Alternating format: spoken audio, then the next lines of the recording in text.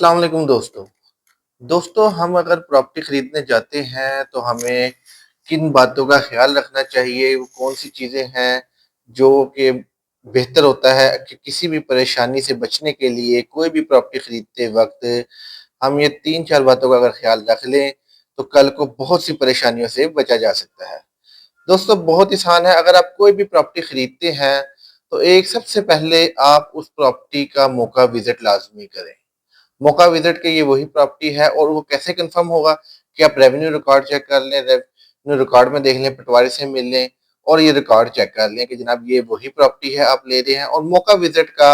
एक ये फायदा होगा कि अगर कोई उधर तारे वगैरह तो नहीं गुजरी बिजली की कि बाद में आपको किसी परेशानी का सामना करना पड़े।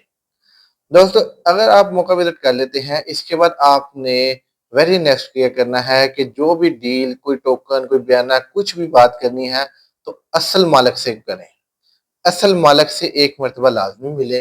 पहले, क्योंकि अक्सर लोग डील बीच में करते हैं कि जनाब हमारे मामू की प्रॉपर्टी है, चाचू की प्रॉपर्टी है, भाई की प्रॉपर्टी है, कज़न की प्रॉपर्टी है। लेकिन जब आप कोई बयाना वगैरह कर लेते हैं या पैसे दे देते हैं और वो बाद में मुकर जाते हैं, तो फिर आपको परेशानी का बाइस बनता है। और जब आप डिस्प्यूट में जाते हैं या असल मालिक से जब पहुँचते हैं ज़मीन के, तो वो कहता है भाईजान आपसे तो हमारा कोई लेन-देन हुआ ही नहीं था, या आपसे तो मैंने कभी कोई मुआहदा किया ही नहीं। तो जिसकी वजह से आप कुछ कानूनी कार्रवाई नहीं कर पाते उनके खिलाफ, या कानूनी कार्रवाई करते हैं तो असल मालिक के खिलाफ हद तक बहुत कमजोर रहती है। तो लिहाजा आपने सबसे पहले मौका विजिट करना है, उसके बाद आपने रेवेन्यू रिकॉर्ड से कंफर्म कर लेना है ये वही प्रॉपर्टी है, उसके मालिक का कंफर्म कर लेना है कि जनाब ये मालिक ही है जिससे बात कर रहे हैं। अब जब आप असल मालिक से मिल लेते हैं, कोई टोकन वगैरह कर लेते हैं और आपने वो प्रॉपर्टी लेनी है, तो उसके बाद सबसे जरूरी काम आपने जो करना है दोस्तों, वो सबसे ज़रूरी काम आपने ये करना है कि आपने उस प्रॉपर्टी का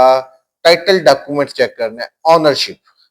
कि जनाब ये जो बंदा मुझे फ़रोख्त कर रहा है ये प्रॉपर्टी, या जो दिलवा रहा है असल मालिक से मिलवा के, ये वो मालिक किस तरह मालिक है। आया कि वो प्रॉपर्टी उसने परचेज़ की हुई है बज़रिया सील डीड वो मालिक है, आया कि उसे विरासत में कोई हिस्सा मिला था, उसके वालिदैन से ये विरासत में आई है वो प्रॉपर्टी, या किसी ने उसे गिफ्ट वगैरह की हुई है।